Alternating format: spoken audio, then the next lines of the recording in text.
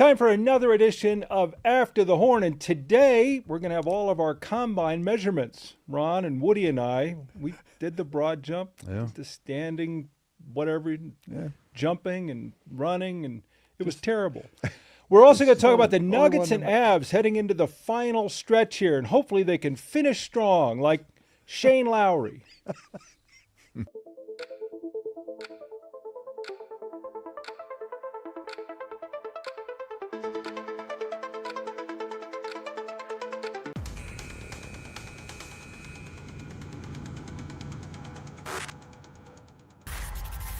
Hi, everybody. Now that we're at war, we thought for security reasons we maybe shouldn't do this show, but Tom and Woody and I had a heated discussion last night for like 90 minutes, and under some threats with some security detail, here we are. Here we are. We're back again. Well, I was here last week watching the new ballroom go in over there. Can we get a shot of the new ballroom? The Gorilla Sports Ballroom is underway. Not to get off on a tangent, but Yes, you will. I will. I'm watching him yesterday, and he's up there talking about the strategy and why we're doing this.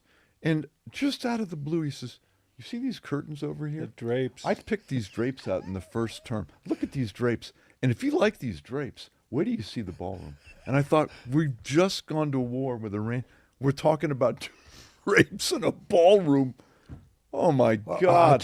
I just duplicated that because we should be talking here about the Nuggets and the Avalanche, Yes. and I'm talking about the new ballroom. It's coming along. It's going to be beautiful. Let's do the Nuggets Let's first. go to the Nuggets. 'Cause Well, the Nuggets, first of all, can we welcome a new sponsor? Oh, yeah. So we're really excited because our friends at RedBird Farms have become a part of our show. And, it's interesting. Obviously, they run everything by the Queen of Chicken, Terry Lombardi.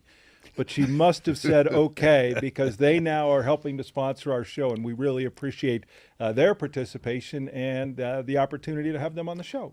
And I think it had a lot to do with the fact that I'm a big fan of the Louisville Redbirds, who are farm team for the St. Louis Cardinals. That did it. That came up That clinched before. I want to go to Red Farm. RedBird Farms, want to check them out? Well, we'll set that up. I'm sure we can do it. You got a Can we different also kind of mention nuggets. that Ron goes all over the world politically, but now he's got to deal with Skechers. Man, those are some great-looking shoes. Well, I'm glad you like them. I'll see if I can get you a pair. Skechers, I absolutely love these Under shoes. contract. They are the most comfortable shoes I have ever worn. And if there's any Skechers people out there, I will Somewhere Matt gladly Kuchar's going, accept. hey, you're coming for my job. The three of us would speaking love. of Redbird, I wear. I like those. Those are Allbirds. Allbirds, which I have about 3 pair of those. Yeah, and I like Allbirds a lot. And I don't know who made these. Well, I don't know who made them, but they should send them back.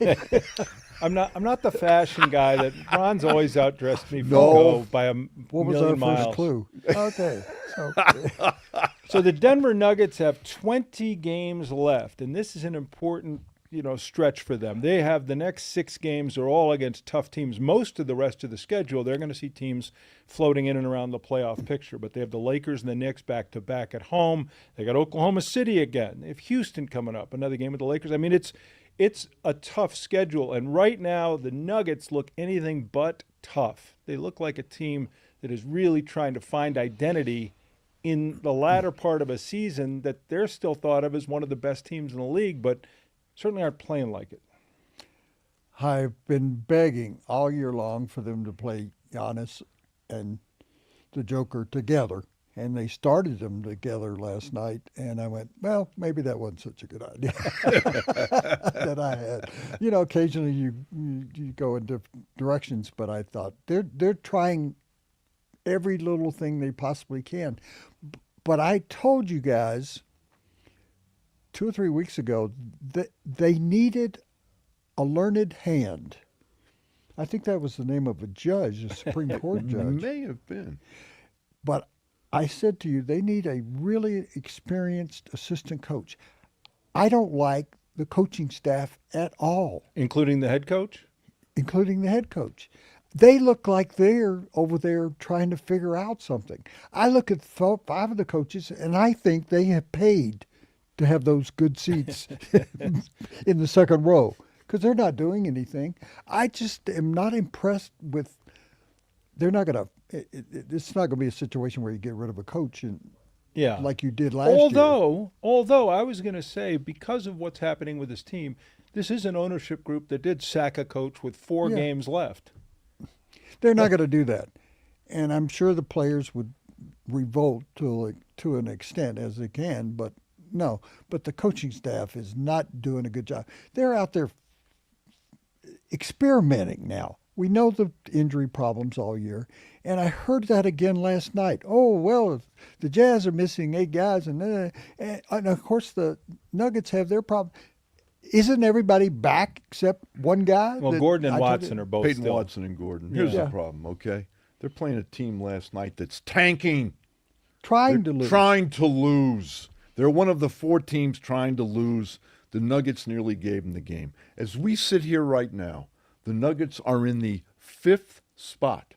They are 2 games in the loss column ahead of the Phoenix Suns, who are in the 7th spot. Who are also trying to think. Okay, if the Nuggets aren't careful, they will fall into the play-in tournament.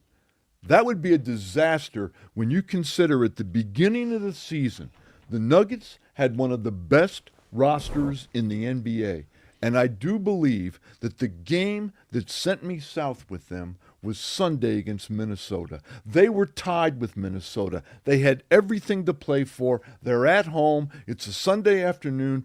Jokic plays his ass off in the first quarter. They're up by 11 after 1. They take Jokic out, and by the time he comes back in the game, they're behind, and they never got back in the game. That game showed me they're not really serious. The second thing, and I do believe this, there's some years where sometimes, and I know everybody's got injuries, right, and they shouldn't use injuries as an excuse, but Aaron Gordon is so valuable to this team, and more or less, he hasn't played all year because of injuries. I think this is one of those years where they will not be able to overcome their injuries, because I thought they were one of 6 teams that had a legitimate chance to win the NBA title. As we sit here today, I don't think that anymore. It's hard to see that right now. The thing with Gordon and Watson is that David Adelman has made it sound like he expects them to return shortly. Like in this next very difficult 6-game stretch, these guys are going to suddenly appear. And, hamstring guys, we all know hamstring guys. They're always on the edge of another hamstring. And I don't know if you want to run them into what's going to be some high-speed, high-intensity basketball unless they're a little over 100%. They're not. Even if they come back, you can't expect them to be. They haven't played enough. It's gonna take them a while to ramp up. The second thing, Tom, and I saw it Sunday, the Nuggets don't play hard enough. I look at the hard-playing teams. Let me give you an example. Oklahoma City plays hard every game. And even when this last stretch they had where SGA was out, Hartenstein was out, Holmgren was out. Their culture still carries. Their culture's still there and they win games. The Boston Celtics gave away most of their team. Their best player hasn't played a minute. They played last night without Brown, without their center. They beat Milwaukee with Giannis by 25. They play hard every night. The Pistons, they had a couple guys suspended in that fight. Didn't stop them. They play hard every night. Bickerstaff, Minnesota. Can you honestly, either one of you, say that the Nuggets play hard every night? No, but circle it. One thing that we aren't really talking about, Jokic is not playing like he did before he was injured. He's not. Did that look like a guy that was playing great MVP type? No, last night he almost fouled out. He is not the same player that we've seen. They are defending. Did you see the way the Jazz defended him last night? They put a little guy in front of him and somebody else behind him, and the Nuggets didn't react. That's what I'm talking about, the coaching staff. They didn't say, hey, here's what we need to do against that defense, and it's not going to only happen tonight because the Jazz are not any good. They're a team that's trying to tank, and they are stopping Jokic. Oh, yeah, he had, 25 maybe, and 14 rebounds. But your point's correct. He's not playing. He's not playing well, and he's being defended well. And if you can't figure out another way that he can work to his advantage with assists, when you're getting 4 and 5 assists, when you were a guy that was getting 13 early in the season. But in his defense, Woody, I don't think there's a team in the NBA that asks a player to do more than the Nuggets Well, ask of Jokic. I think the failed assist is a good stat for him too, where he does find an open shooter, Yes, and they have failed to deliver on the pass. Here's what I want to talk about: the incident with Lou Dort would have been a linchpin moment in most of those hard-playing, tough team years where the team goes, "That's it, that's the end of it." Now, Jokic certainly stood up for himself.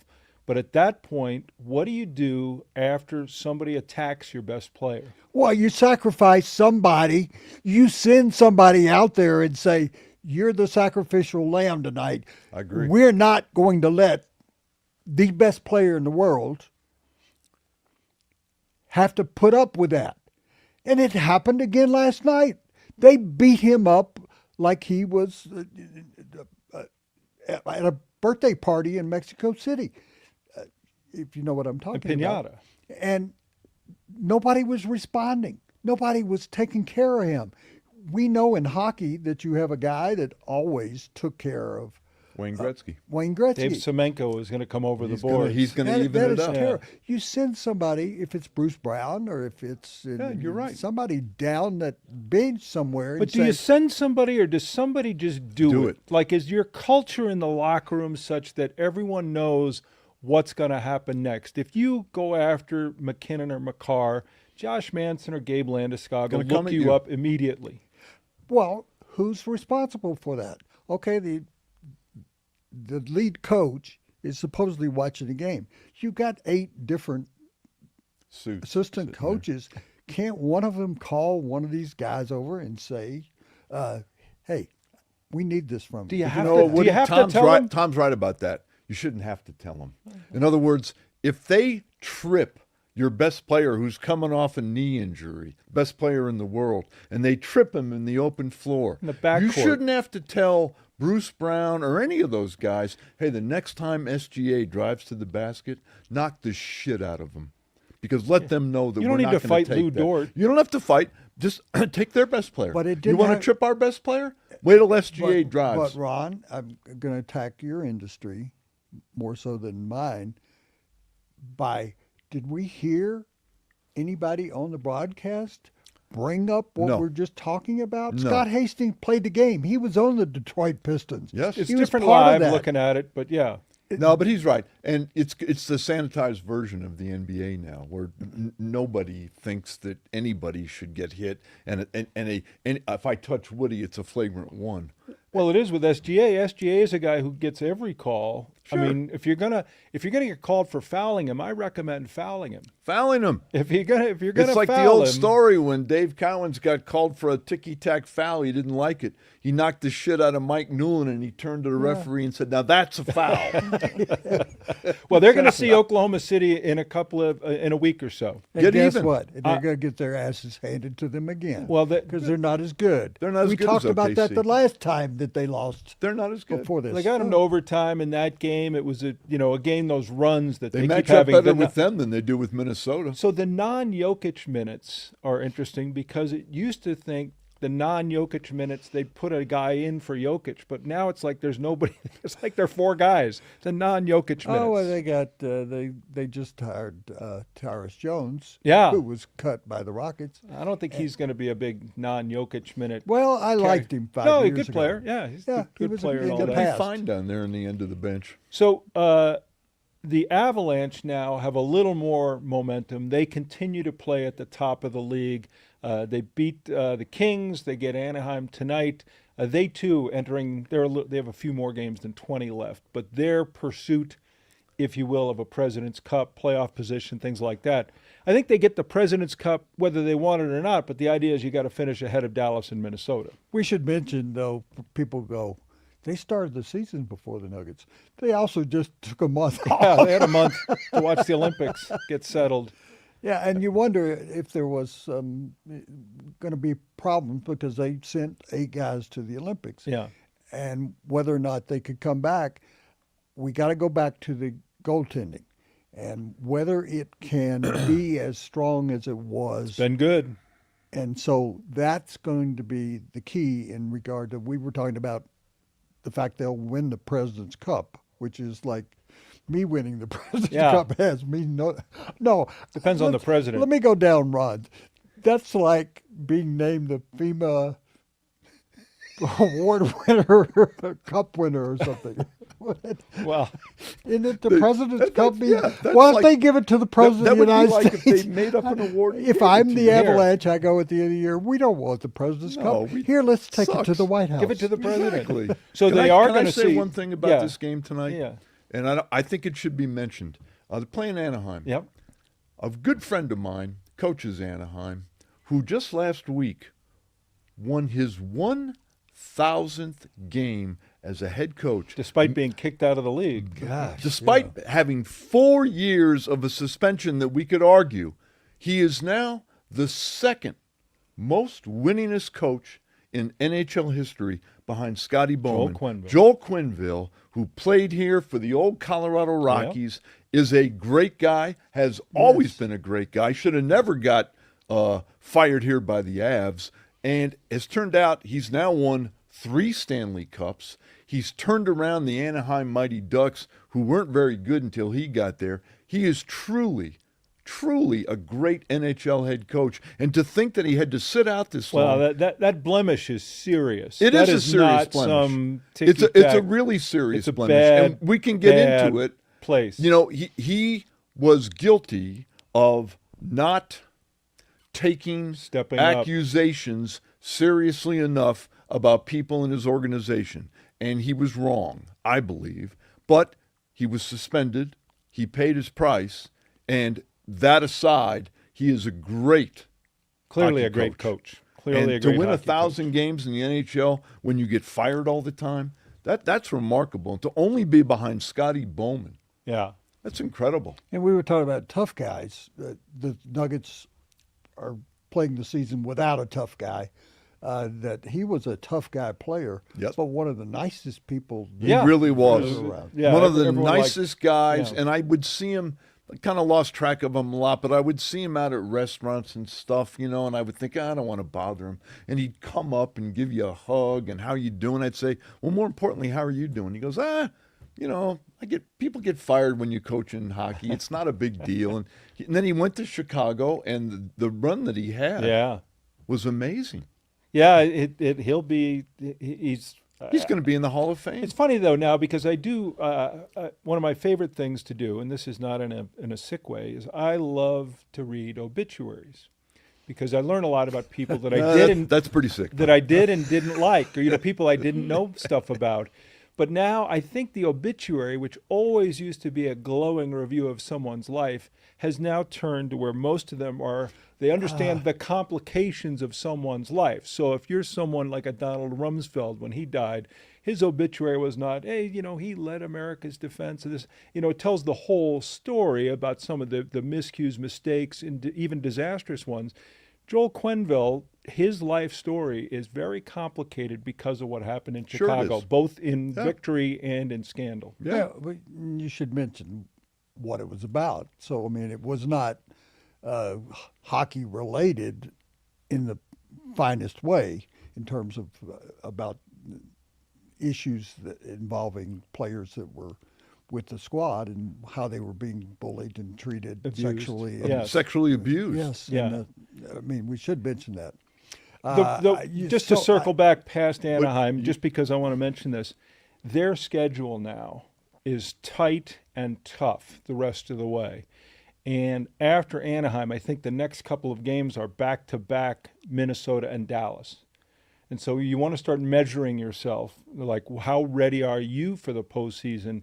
The Avalanche will learn a lot in the next week or so, but also just in this final 20-plus games. I asked the two of you. I didn't go that deep this morning when I was studying the Avalanche. Just don't give them the same sort of opening round that they had to experience last year. Yeah. Get somebody that that they could actually warm up with. That goes, Woody, to the NHL and their Stupid. thank you way of putting the playoffs together. It makes no sense. Well, it's clear that like Dallas and Minnesota likely are going to play each other in the first round, and they're two of the best 3 or 4 teams in the league by a lot.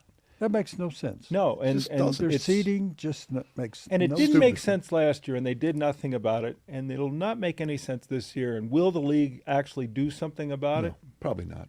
I would think they'd want to try to figure it out a little bit.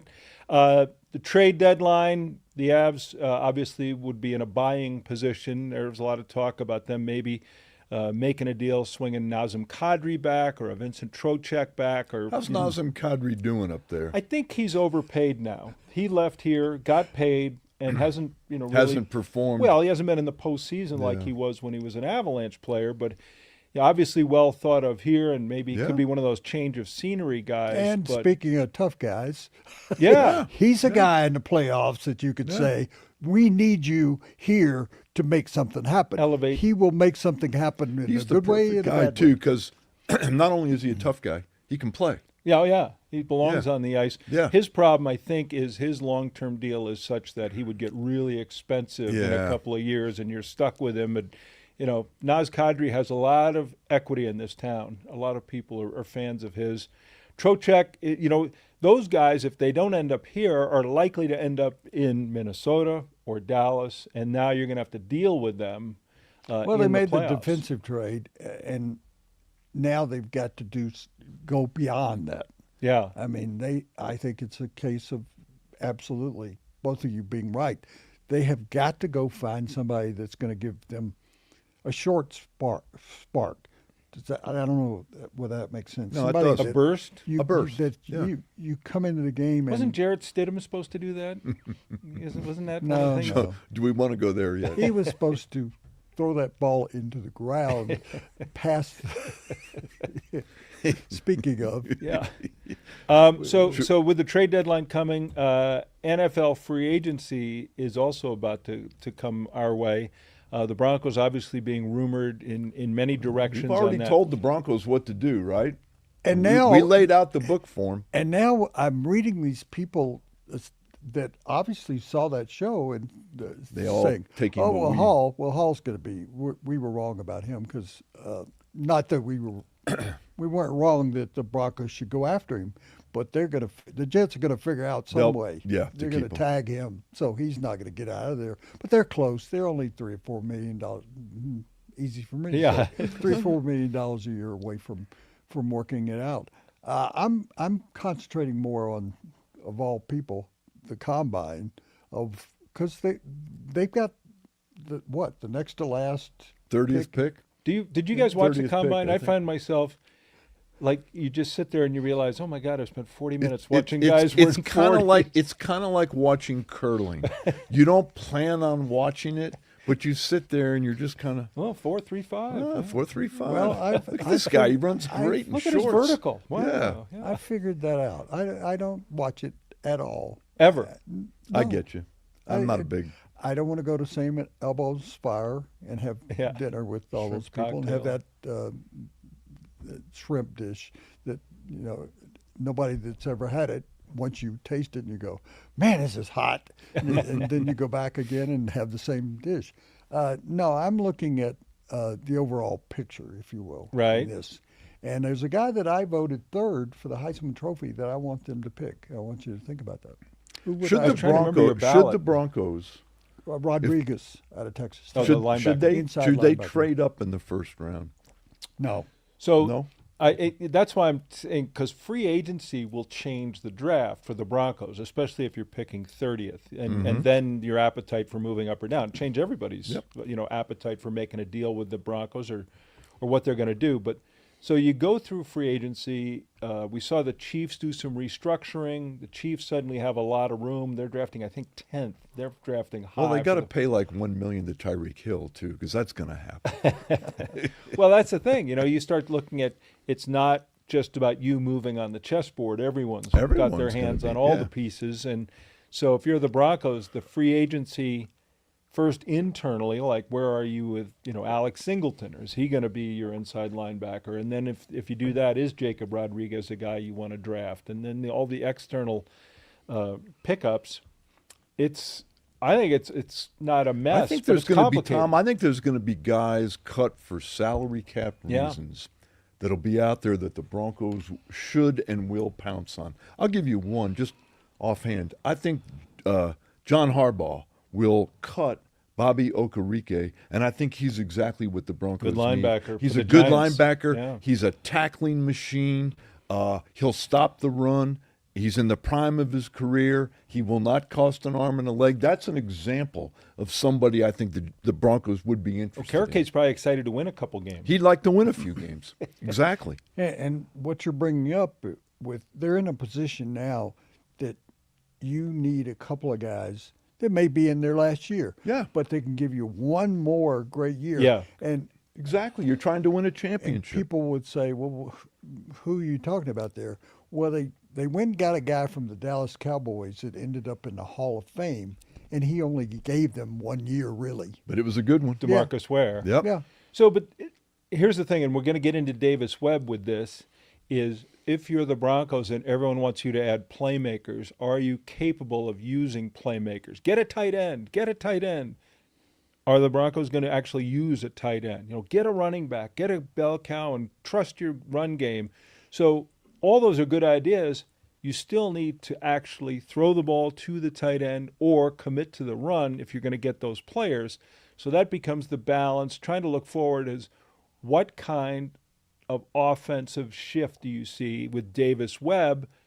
I think surprising to a lot of us, taking control. I think people were shocked that Sean Payton would let him do it. I thought a week ago, and that was the same day he announced it after we did the show, Yeah. that he would be in the press box, and I think he's still going to be in the press box. And he calls the plays, and that if Sean Payton wants to make a change, he'll He do will. that on Will the Sean fly. Payton still have the menu in front of him, do you think? I think I called that it reminds me of the Cheesecake Factory. Yeah, the it's book. like 5 pages. Yeah. And you go, I bet he I does. forgot what I ordered. But, I bet he will have it. Sam's number 3 was the other choice I was going to put in the column. I go into Sam's number 3 and I said, I'd like page 3. I'd like to have everything on. I want the Frito pie. I think he will keep the Sam's number 3 in front of him. So I did a little depth here. Went back and looked at what plays he called against the Cardinals in the preseason. I went through play by play by play. And here's what you're going to get, which I think I saw a preference of, is a lot deeper passes more often More than we aggressive? see. More vertical, down he the really liked going down the field, and he went down the field with Ingram. Yeah, I remember that he was had their one big best play. Yeah. that I think you're going to see a more wide open, because I do think that Sean Payton brought it in. He closed it down. He was so busy with those behind the play passes, which got them into And trouble. also player substitution seemed to get them behind the 8 ball too. They substitute every play, and that got them behind on the play clock too. I wonder if they just need either more versatile players or to understand that sometimes you got to play with a tempo and a pace and You force do. the other team. And that's what's practice for. I mean, there shouldn't be during the game a problem with personnel. Yeah. Because you're practicing that all week. That's what they practice. Yeah. So, I mean, all teams, they all use different you say personnel. 13, but I think he is going to speed it up.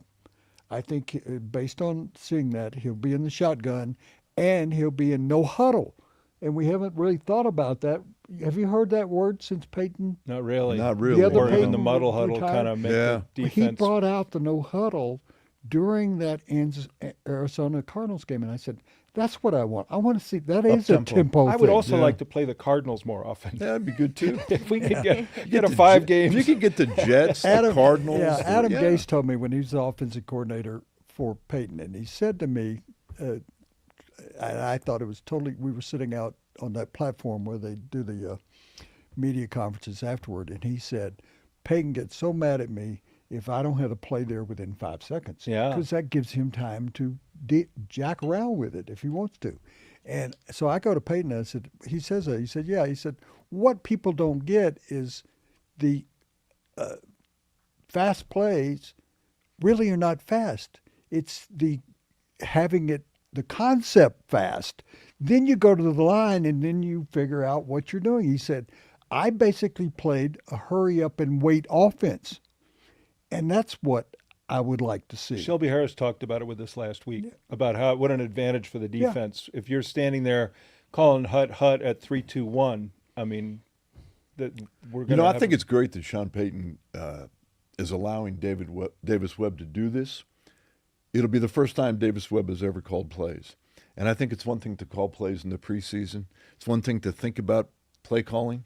It's another thing when it's live action. But it's happened as a result of that, because they did start talking about it after that. So it placed in Sean Payton's mind, I got a guy. I don't want to do Carmichael. I don't want to do Lombardi. They're my old guys that I've had. I got a young new guy. And so he did admit in Indianapolis, he said, we had several conversations during the course of the year. So Webb was thinking about it, but I also think there was another thing is don't go somewhere else and call the plays. That's a big part of it, I think. Ron, you right. talked about like Davis Webb having to do it for the first time. Yeah. Didn't you said he's never called plays. Not in the NFL. Didn't he write some great songs? That's Jimmy Jimmy Webb. Webb, that was his cousin. By the time I Sorry. get to Phoenix, we can go down. And then the there's list. Wellington MacArthur Webb. Then Park. Wellington Didn't he Webb, do you know. MacArthur Park. But who do you think, MacArthur Park. if Davis Webb does in fact have a learning curve, so will Sean Payton. I'm wondering which one of the two of them is going to struggle Well, more. let me ask you this: you say Davis Webb's going to have a learning curve. I agree with you. What about Sean So Payton? if the Broncos get off to a 1-2 start, Yeah, and their offense and the is, offense isn't clicking, but doesn't it have to get better? Their offense has been pretty bad. yeah, I mean, it was what so are they- bad last year. They won 15 games. Yeah. I admit it's not been great, but Sean Payton's going to tell you it was good enough. So What's he going to do?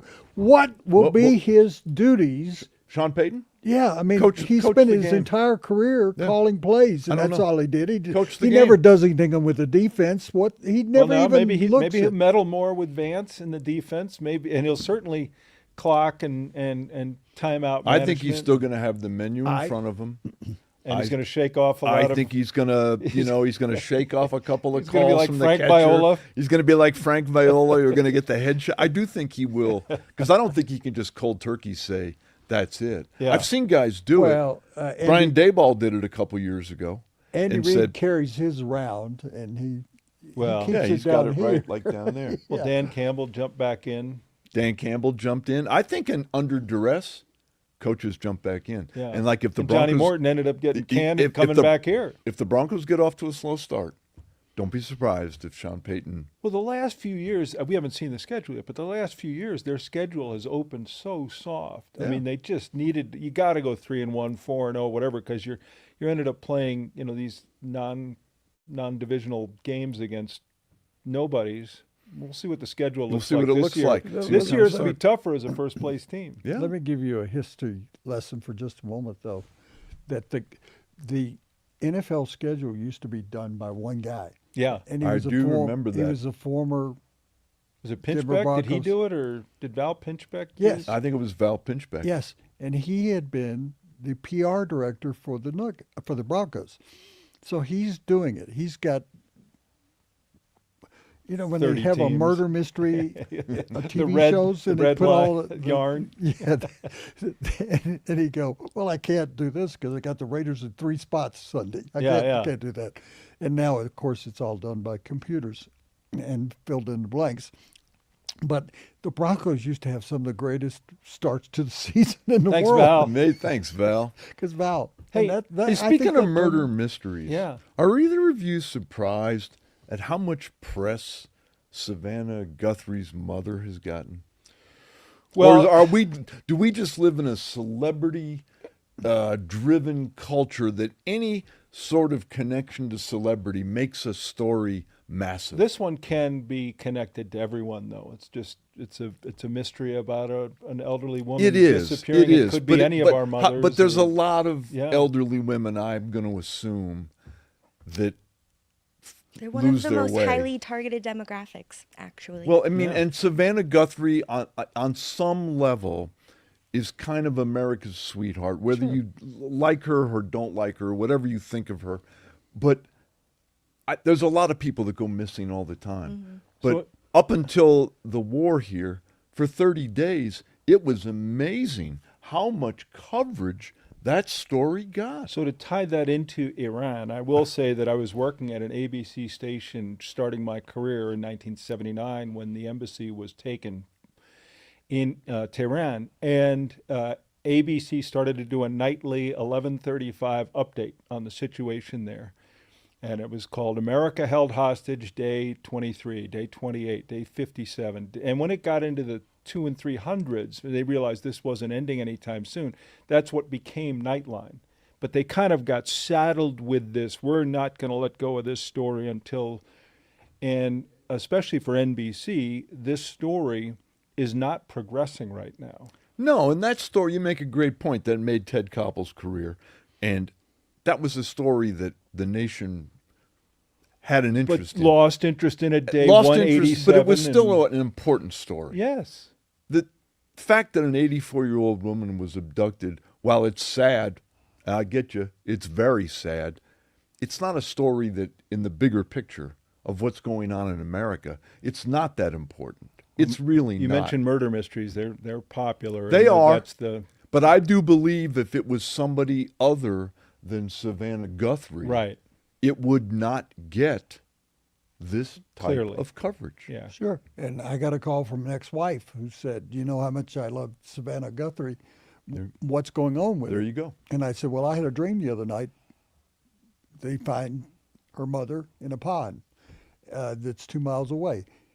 And she said, "That sounds like it could happen." I said, "Well, if it does happen, then give me credit for it." But Yeah. I said, why am I dreaming about that? I don't care. I don't care much for Savannah Guthrie. I don't get up and watch the Today Show, which was a funny story. I did a show opposite Today Show, on Right, ESPN on the called morning, Cold Pizza, and I brought my mother from Memphis to see me, and she said, "Can I stand outside the window today instead of watching?" Watching Yeah. you. I'd rather do that. That's what. That's No, what- I don't know why I brought it Well, up. It was just that I remember, watching the news, and it was constantly the first 10 minutes of these national news programs Yeah. were the search for Savannah Guthrie's mother. And I thought, yeah, okay, I get that. But day after day after day of really no update. no news. update, no real significant change, and Well, it just took maybe either the war was it took, started. It took the Epstein files I was and the gonna say. war to drive that off the front page. There's always the next biggest thing. Yeah. There's Yeah, always- like the Epstein files Well, have like, been driven It's off. funny how the Epstein files were a huge story last Wednesday and Thursday with Bill and Hillary Clinton both testifying, and then on Saturday we haven't heard one word about the Epstein files. Well- What a coincidence! Yeah. They'll be back. They will. They're not going away. I have one last Bronco thing I want to talk about. George Payton and his contract. I give him an A. I think he's been a terrific general manager. He rode some hard road early, and now he's one of the reasons the Broncos enjoyed their success this year. It's never perfect, but I'm actually a little bit surprised that he hasn't already, and I presume he will soon be afforded a new contract. Sean Payton came out and supported that. Yeah, So- and I wrote about halfway through the season that he'd earned it, that I was one of those that wanted to drive him away early. Mm-hmm. I mean, after Russell Wilson, if you survive that, The contract. You can and he survive has anything. managed to accomplish that. Here's what I believe, and I did talk to someone. There is an agreement. They just don't want to deal with it. They'll time it. This is the timing for announcing it with all the changes. Right. Let me ask you, because you're way closer to this, because you still work this. If we cut it by percentages, Sean Payton and George Payton, how much power does Sean Payton have? How much power does George Payton have? I think it's Dean Martin and Jerry Lewis. Okay, you think it's closer than what I would You think. split it, so you got one guy, and that's such a terrible old. Well, I'm old enough to get it. Natasha doesn't but know what it's you're not. talking about. It's not Sonny and Cher, where Cher was 90% of it, and Sonny was. Well, I'm going to the go guy. more Abbott and Costello. Abbott and Costello. Yes. Hall and Oates, maybe I'll go with. Yes. But Daryl Hall had more. Ben and Jerry, like what are we saying? We're Or getting off- Natasha. Like, you old guys. Who are these people? Oh, come on. She knows Hall and Oates. Yeah, let's bring it up to Simon and Garfunkel. Yeah. Well, who today is a team? No, that's because you gonna- educate me on this, because I always thought, and I'm open to you telling me, because you're closer, I thought Sean Payton had about 75 to 80% of the power, Well- and that George Payton was kind of like Joe Shane now with the Here's Giants. what happened. Go I scout, give you. do that stuff, but all the big decisions are running through Sean Payton. Payton would have been gone. George would have been gone if they hadn't hired Sean Payton. Because what Sean Payton decided was he got 75%. Right. Whatever but the more he got comfortable, this is from inside the thing. Right. The more he got comfortable with George, he made it more of a team game Yeah. Okay. between the two of them of saying, yes, take all of this off my plate. Come to me with fourth round picks that you really like. Let me pick the quarterback, but you get 2, 3, and 4. You get the contracts. You have people doing contracts. I don't want to deal with that at all. Like, I don't want to deal you with scout that guys. facility over there. Yeah. You You go deal with through all it.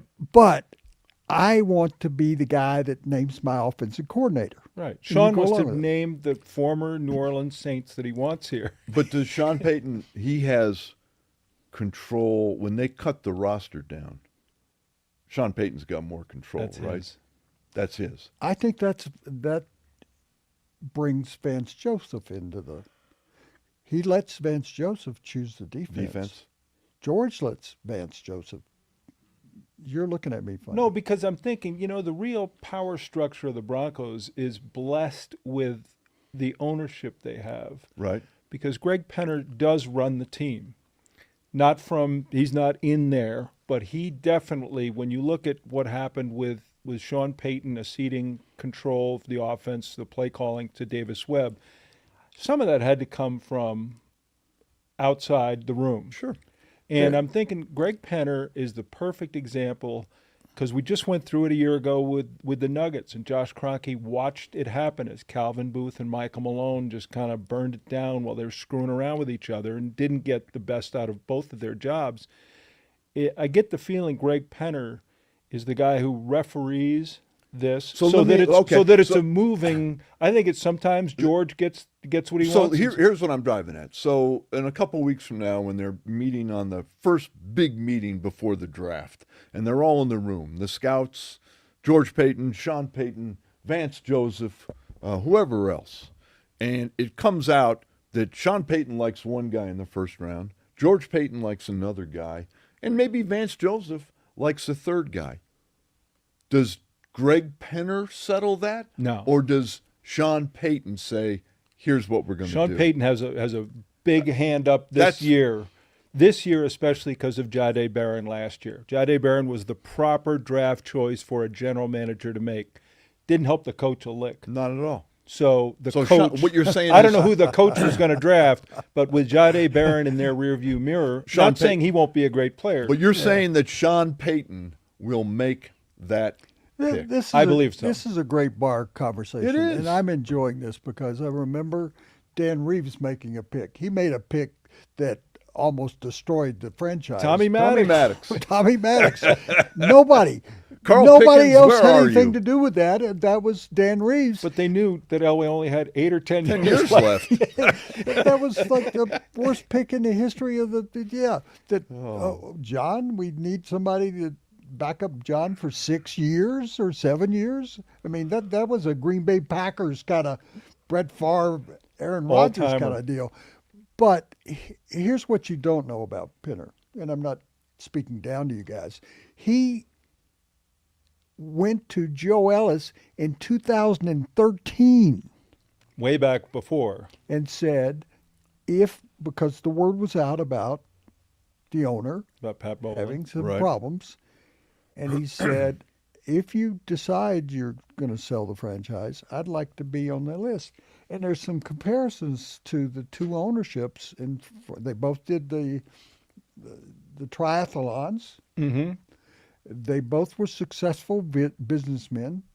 One had a lot more money presented to him. But what I think happened with the previous owner was that he learned the game enough and knew the game and actually played the game in high school and a bit at Oklahoma, that he was a football person. His view was valid. Penner is an athlete, and he's been on the athletic director board at Stanford. He's a football guy. I think that he has more input than maybe you get a credit for, because he is not he comes out and does a press conference and he'll answer questions, and he's pretty honest, I think, about most everything, but he doesn't look for a place at the front of the line. And that's what was great about Pat Bowlen.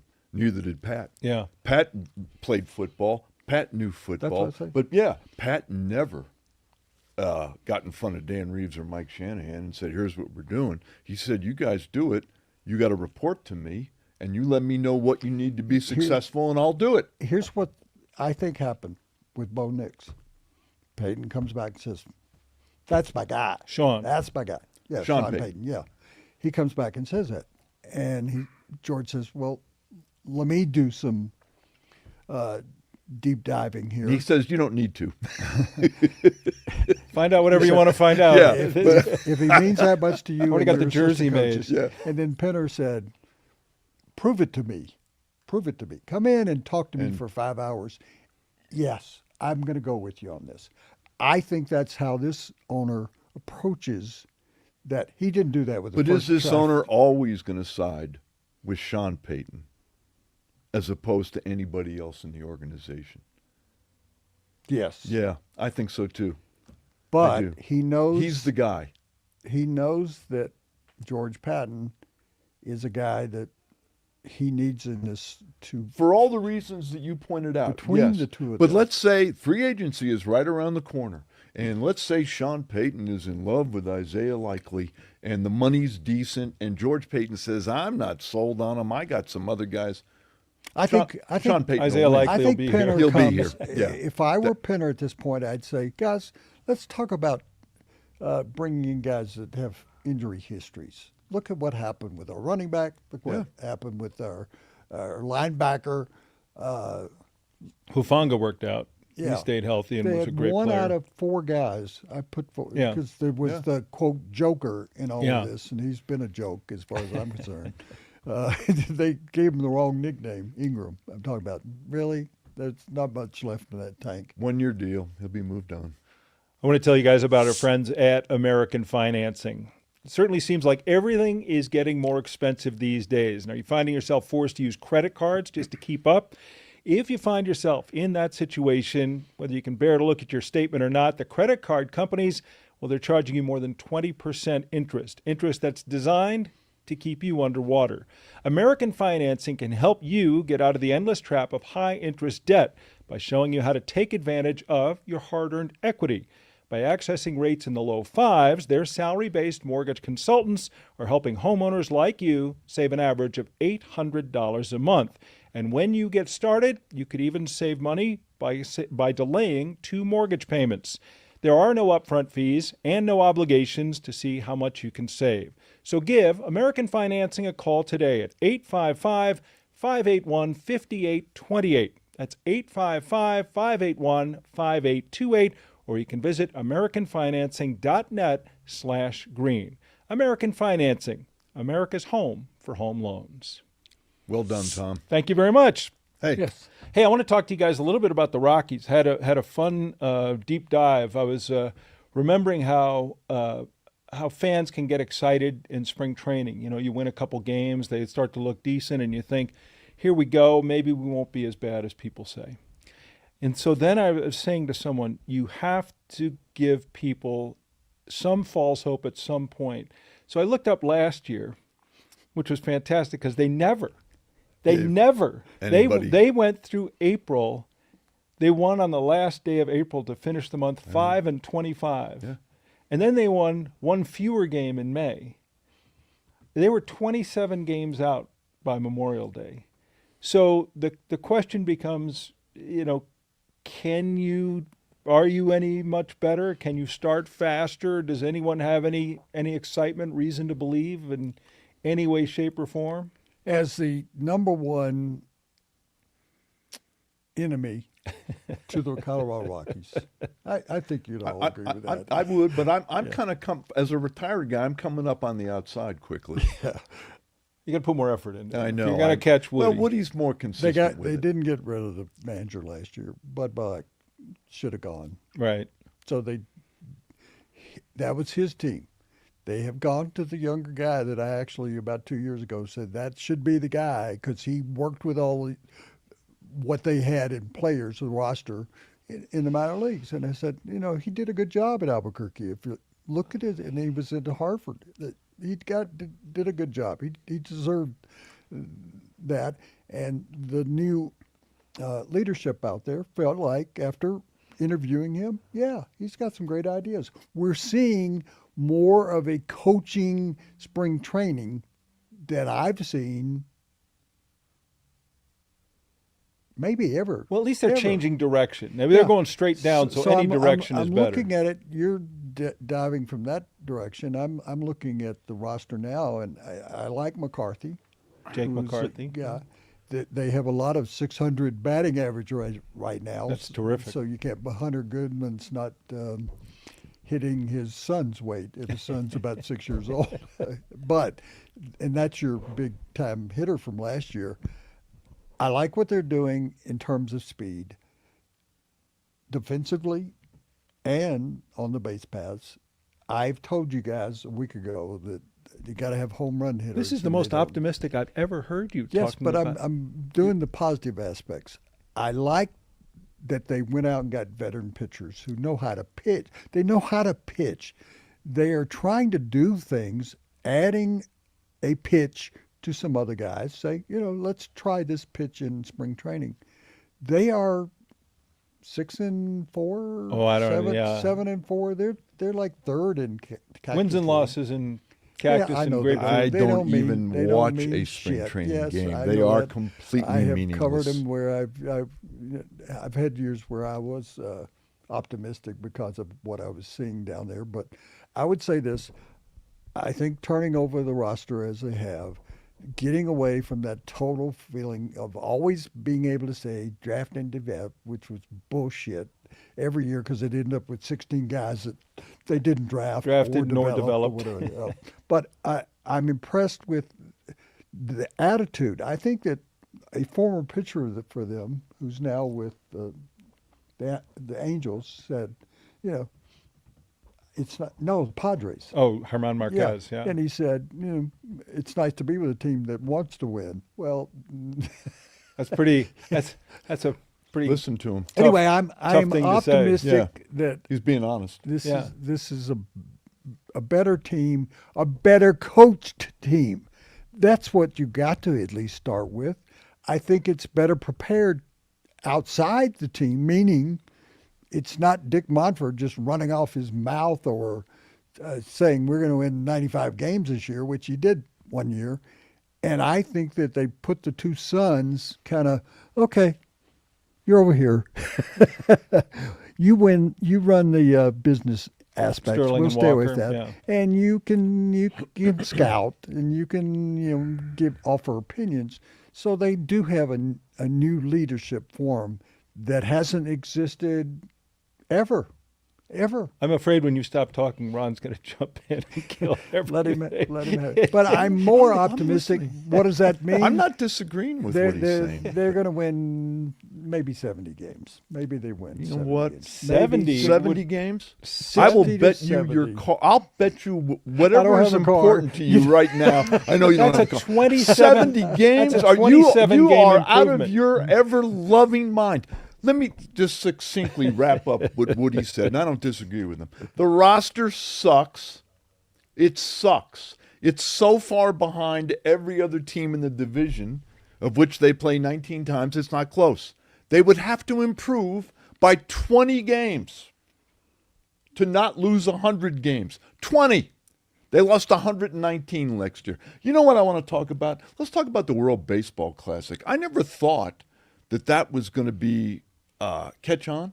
I think it has. Yeah, I think it's. I really do. Because there's a real It's games. way more important Yeah. than what's going on with the Rockies. The World Baseball Classic coming off the Olympics, I actually think there's some juice with But you that. say they have no players, but They have no let's players. insert this that 8 or 9 of their players are You think in they're the gonna- World you- Baseball listen, Classic. just- One of this- us plays here's for what you just Israel. did. You just rendered everything you said meaningless. In fact, I'm going to quote the famous John McEnroe. You cannot be serious.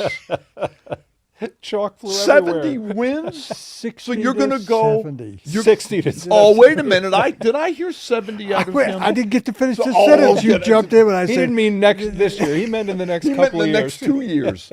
Okay, the next 2 years. okay, I hope you live long enough, Well, I may or not. one but- of us. How about just a dinner at either one of our restaurants Boy, that says that I don't- they will not win 70 games, and Tom will come along and get the free one no matter who wins that. 70 is- 70. Listen, honest to God, if they win 55 I games, can't believe we're sitting here talking about 70 as being that I Unattainable. I do. they lost 119 games last year. They'd have to be 27 games better, and I don't know that they've made the necessary changes to improve 27. Did you see that team last year? Yeah. This is a better team. That's than not that. that much It's better. better managed than that team. No, it's It's got not. better coaching than that team. There is one player gotta who have has. players. There is one player who stood out this year more for his story and his size, Zach Veen, who was their next best thing for several years and was about to become another one of their draft busts. Zach Veen showed up this year tacking on 40 pounds, mostly upper body strength, and he attributes it to stop smoking weed and trying to take the game seriously. Now he's hit a couple walk-off home runs. He's it looks like he is more of a major league player, certainly more of a potential. Do you think people are following all this? No, that's why I'm bringing it up, Yeah. because he's an adult now, where he'd been living in the fantasy land, where I get to finish the game, go smoke some dope, and I don't care who we're playing tomorrow, if we're playing tomorrow. So maybe this is one young man who would be an interesting story for them I if just he can think, in fact Tom, be a player. there's Rocky fans, and that's an interesting term because I don't know how many real fans there are of the Rockies. There's fans of Coors Field. I think people go to the ballpark, they root for the Rockies. They don't know who the hell's playing for the Rockies. They don't know the backstories. They don't follow them. They've been deluged with bad baseball for so long. I think if you went out there and there were 30,000 people out there and you actually questioned all of them about who were the guys in the home team uniforms, I don't know that they could tell you. You might get a lot of people who could name I four really or five. don't. Yeah, they could name a couple guys, but they're used to what it is. And to Woody's point, maybe they've improved, but not on any you can't give me the name. We've talked about this. It was so easy to bring in a slugger. They refused. You know what else bothers me about the Rockies while we're on it? I just read a story this morning in the Boston Globe where Pedro Martinez, the best pitcher of all time, on his own every year. What? He is. But hold on, What? let me finish my point. Of all On time. his own, he goes down to the spring training thing for a week, and he works with all their pitchers. And I read the quotes from all the pitchers. They're mesmerized by him, that he would even deign talking to them. And he tells one guy how to throw a curveball. He tells another guy what to do with a changeup. He told a young kid they got from Pittsburgh, hey, throw it like Aroldis Chapman. Let me ask you something. They got Goose Gossage sitting here living in Colorado Springs forever. Yeah, he knows a little bit about pitching. Why the hell wouldn't you call him, even if you want to be stupid enough not to hire him as a pitching coach? Well, they don't want to listen to Goose. They don't want to listen Goose to Goose. will tell them the I mean, hard truth. What would Goose tell a guy about, how could Goose help a guy in the bullpen? Well, I don't know. I have no idea. They don't do He it. tried to get involved with them more often, and Yes, they he did. basically blew him off. They don't want He's to- an they don't honest wanna do it. guy. But that's not the guy you Too need. honest for them. See, what's interesting, now I'm turning this way a little bit in the conversation, but I'm going to stick to 60 to 70 games. Wait a minute. That is what Don't I let was- him do That's that. where I was Tom, going with it. Okay, you're the arbiter I'm going to here. live with 70 games. I'm living with 70 games. I hope you live. I hope this show lives. Anyway, Extremely questionable. Yeah. you Yes. said something that was great, except don't call him the best pitcher of all time. They didn't name Cy Young Award after him. Would you put him in the top 5? No, not He at all. might be in my top 5. He's up there. I mean, I've No. saw I him. can make the argument. Yeah. And Okay, I can do it. Let's just do a show on the Red Sox next week. No. But- We're doing let's throw on the All right. best. He's more pitchers. likely to be in the Best top 5 pitchers. than the What's Rockies are to win interesting about 70. what you Yes. say is, if you were the Rockies, forget a relief pitcher. He threw fastballs. That's what he threw. Goose Gossett. So he's not going to teach him any pitches. Why not bring back the best pitcher in Rockies history to do that? Come down and work with you for 12. Who would that be? Oh, let's see. There's a lot of options here. I'd go with There's Fritz. nobody. There is nobody. I was gonna say, There yeah, is Jason nobody. Jennings. Obaldo. Evaldo. Let's see. David Need. Yeah, I'm being a smart ass here. I don't Who know. was the? Who would that be? Pedro Estacio Pedro would be Estacio. one of The them. best pitcher I thought they ever had, 2. I'm going to give you 2, and I'm not going to give you the name of either one. Was the sidearm relief pitcher, Steve Reed. Steve Reed. Steve Reed. Yeah, nice guy. I think had he a- still lives Yeah, in Denver. yeah. too. And He who does. was the? And they did put him on. They did make. He was the bullpen pitcher, but the hard throwing relief pitcher, right hander. Not hard enough. Didn't throw hard enough. I'm trying. What era are we we're talking going to need a about? little more than Yeah. hard throwing. Hard throwing relief pitcher is kind of vague. During the Don Baylor, Uh, really hard throwing. Like really hard. Andy Ashby, Bruce Darren Ruffin, Holmes, Darren Bruce Ruffin. Holmes. You know, Darren Holmes. Darren Darren Holmes. Darren Holmes. He did serve as a He was bullpen their pitcher. pitching coach, but they I don't think. have a starting pitcher. You know, Ubaldo. They don't have a starting pitcher. No, to but you know bring what? back down there. Let's go back to Goose for a minute. Yeah, he threw fastballs. Goose could talk to pitchers about so I many know. things that have to do with pitching. And Goose, a mindset. Goose is a good friend, and Yeah, I we've love talked over the Goose. years. He hates them. He hates them like I everybody know why else he hates them. him. I've talked Oh, to yeah. him. Yeah. I know why he hates But I him. think, don't and, you- and you know what? He's right. Yes, He's right. I 'Cause do they're think. crap. I do That's think. Because they're crap. Because they had Goose Gossage wanting to come and help them, and they gave him the finger. Yeah. You know who else lives in Colorado Springs that was a pretty good pitcher? Not for the Rockies. Steve Carlton. Steve Carlton. Steve I know Carlton. he was down in Durango, but yeah. he was. Is Tippy Martinez still down in La Junta? La Junta. There's You know what's a lot funny? of- I do there's think. a lot of good pitchers. But I agree with you about Mark Goose. I think Knudsen? Goose. Just listening to Goose They- talk they about won't anything even is Mark get you Knudsen- going. It could not hurt you to bring Goose in. I would say and this talk though. to your pitchers. I think so many teams now, the Rockies catching up with it, analytics, and Goose isn't going to talk about spin rate and No. all that sort of stuff that everyone is trying to teach now. So I don't know. I'd love, I think listen. I think Goose could talk about pitching inside, yeah. pitching ahead in the being count, tough. being tough, Unafraid. unafraid on the Yeah. mound, being intimidating on the mound, have a presence about pitching in Colorado. He could do all of that, but why bother to bring Goose in? The hardest sound I've ever heard in sports was Yankees, Dodgers, 82, 81, 82, 82. Both years maybe.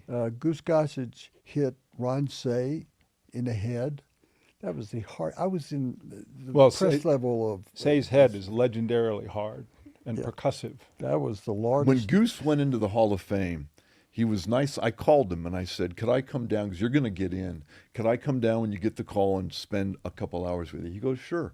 So we go down there and he signed me a ball, which was great and Yeah. everything. So I did the interview with him. And at one point I made the mistake of asking Goose a question, and I prefaced it by saying, another Yankee reliever, Mariano Rivera, the greatest reliever of all time. And he said, stop. Cut. I love Goose. He was I great. talked to Rivera had it I easy. talked He to goes, Come in, he had nobody's on exactly. base, He goes, ninth he inning. had it easy. Let him do what I did. Come in the with seventh. Come in the seventh with 2 on and 1 See, out you and have should to get started 8 with- outs. You're a great interviewer, but you should have started saying who was the greatest relief pitcher in the history of Japanese baseball, because Goose spent 2 years over over there, there. and he was. They didn't know what to think of Goose because nobody threw as hard as he did. He Well, was but throwing in the 90s. And I when tried to nobody tell was. this to Goose. I said, you and Rivera had something in common. He goes, no, we didn't. I go, you had one thing. The hitters knew what was coming. They just couldn't get it. Couldn't deal with it. Couldn't deal with Although I will say this, I played golf with Goose a couple of years ago, and he's still the same cantankerous, Yes. competitive, Yep. and he swears like golfers swear, but most of his anger, most of his agita is aimed at Goose. Yeah. He's so Hey, mean. you know what? Now that so we're talking mean to about himself. But Goose- wait, I want Hey. to finish this with one Okay. thing. We halfway through the back nine or something, and I started to go into kind of a joke bit about how instead of having your best friend induct you at the Hall of Fame, you should pick some guy who you struggled with. I said, like George Brett. What? I kind of hit a nerve. He All I was going to say is we should get Goose in here. oh yeah, I'd love to get He'd him. Oh, be sure. great. For Can you people who we have should get met the him, baseball season starts if we're still doing this. Let's have Goose. He would be. Can you imagine Goose Love talking it. about the Rockies? Love it. Yeah. I said to him once, I said, I look back and you didn't have a number when you're going into the Hall of Fame. I mean, you were 63, you were 19, you were. He said, whenever I was going bad, I changed my number. He didn't change his pitch. He changed the number on his back. If you go I look that up at home. I remember talking to him. It was that same interview, and I said, "Did you ever fear anybody?" He goes, "No, I never. I don't fear anybody. I respected Jim Rice, but I feared no one." He goes, "After you fought Cliff Johnson in the locker room, you weren't afraid of a hitter. Who I was broke their more thumb? afraid of Cliff Johnson." Who broke their thumb in that fight? It was either It was either Cliff Johnson. I think it was or Cliff Goose. Johnson. Yeah, I think They Cliff. should bring him into spring training They should. for 2 weeks just That's to my talk point. to the That's guys. 10 Or- minutes ago. Why not bring him? Or give $1 million to Pedro Martinez. Yes, to come in. because and- he'd come in. No, I don't Sure. I think. mean, he Pedro- is the single greatest pitcher. How many pitchers Red off the Sox top this of your head? And again, we can argue this because Well, I got the information. Well, he one of the other doesn't. guys I'd bring in is one of his Maddox. Maddox would be a guy who could teach you a little bit about pitching. Love Greg Maddux. Cy Young, okay. Whitey Ford, Sandy Koufax. Randy Pedro- Johnson. Yeah, Pedro's right in that. Oh, Yeah, no, he's in the discussion, no doubt. Because I remember he threw a one-hitter or two-hitter at Coors Field when he was in Expo. He threw a and one-hitter. it was the most dominant game I ever saw. He was. I was fortunate to see him pitch 7-8 times in person. I never saw a guy who could throw 3 pitches for strikes at any time in the count. Yeah. That's hard to do, and his confidence out there. I remember that game in Yankee Stadium in '97. Yeah. When Musina hit a home run. I'm not Musina. Who was the outfielder? I can't remember, 70. but he gave up one hit. if you One win hit. 70 games, how many games do you lose? That would be. That's 92 L's. And you're thinking that I'm. I'll tell you what, I've they got Woody, turned. I've they got turned. they got. No, I know you're getting Rockies older. fan. They got 2 chances of getting 70. That is going to wrap up this edition Are of we After the done? Horn. Yeah, well, Ah, jeez. we always like to end on a high You know note. what though? We ended on a goose note, which I thought was See, pretty you're good. saying that. Well, who do you So- like in the World Baseball Classic? Me, I always like the Dominican Republic. Well, the always kinda United think States has got Japan's the got best a- odds, but Who's they never favored? win it. Who's favored? United Is the United US States. favored? Yeah. I always think Japan, though, with big Shohei. favorites, I haven't but- looked at the rosters closely enough, but I I- know the Dominican is going to be ready to Well, play. But there's a Japan lot of is great second. players now. Japan is second. Difference being, I think, that the DR, many of the Caribbean and Central American countries really want to win. Yeah. And the Americans have oftentimes showed up like this is still spring training to us. Yeah, I read Japan today, has some intensity I read too, today though. You're that right Aaron, about that. Aaron Judge, the U.S. captain, got up there and made a pretty impassioned speech to his teammates about, based off the Olympics and that the world's going to be watching this, and let's not screw around on this thing. And I gave Aaron Judge a lot of credit for that. It'll be It'll be interesting. It'll interesting. be fun to see. Though, and there's a lot of the great thing about it. I never thought I'd get excited over a tournament in March. I kind of wish they would hold this tournament in a warm weather place, maybe in January or February. Hawaii. Hawaii, where everybody could go, The and Kamalo. because this is Really? weird, where these guys have been in spring training for like a week. Now they've all left their teams. What about just taking 3-week break in the middle of the season? You think the owners would go for that? And you think, how would they squeeze 162 and they'd be playing till Christmas? Got to start earlier. You know, I just think when Ohtani struck out Trout a few years ago. That was big. That was big. That kind of put this thing over. And now I'm like, I know USA plays Brazil on Friday. I'll take it in. Well, it's great to see competitive baseball and what's back. really cool, too, is like the Olympics, a lot of these guys that were born and raised in the States, because their great-grandmother grew up in wherever, that's where they're, signing up. Yeah. I don't know the name of it, but one of the Rockies is playing for Israel. Yeah. Carrick, I there's think. 12 Rockies total that Yeah. are going to be competing. So Well, I mean, hopefully they'll be competitive every there, team if has not quite, in every Colorado. team How many has games quite a do few you guys. think the Rockies are going to win? You want to get in on this? Okay. Hey, right behind Woody Like, is I don't want to get yelled at by Ron, but I also don't want to yell just at go you, ahead and Natasha. agree with I Woody. only yell at so. Woody. It's been a 45, 50-year love thing where we yell at each other. Hey, Well, right. yeah, and you have to be nice to me because I picked a Tom board today Oh, you did? instead of it coming for so you. the it came for Tom. chalkboard that Natasha we does gotta for get us to right that. behind Woody, I want to read it for our listeners. It says, "When I cross my eyes, I can see Tom's point more clearly." You know, I like that because it's not me. No, it's nice of Natasha to pick the needle going into me this time. Give him a break. Thanks as always. Great group, great chat. We will be back, of course, God, next week with another. You get a lot nastier wearing those sketches. I thought those were kind of like a. Well, you want me to bring it, don't you? You know, the Atlanta Do you want airport me just is. to sit here and There's agree an with you for an hour? airport. I think it's Atlanta that has outlawed Crocs. I think Skechers are These are- next. But I'll this let now, you these try 'em shoes, on. They're these are give him comfortable. all the Here, the take tools that you off. need to be a great I linebacker. never thought Agile. Like I shoes never from Like thought Mike. I'd quote John McEnroe, but you cannot be serious. Do you remember that? Those shoes Wasn't- have made you more agile, made me more- mobile, and yes. hostile, Yes, all that. like Jack Lambert. John McEnroe came to Cold Pizza. They had this concept of where Skip Bayless and I were going to debate. The burning issue. And so they brought in John Elway and put in like an umpire's chair. Oh, McEnroe? Tennis Yeah. McEnroe. Yeah. Yeah. And he sat in it and was yelling at me like you were. And he goes, "How did you get out of the show? Why are you doing Can I it?" give you one quick Sure, McEnroe story? This was a long, long time ago in the early 80s. The late Gary Cruz, God rest his soul, Gary and I played tennis at McNichols Arena with John McEnroe and Vitas Gerulaitis, and we were nervous as shit, and they were so nice. So it's McEnroe and I against Gary and Vitas Gerulaitis.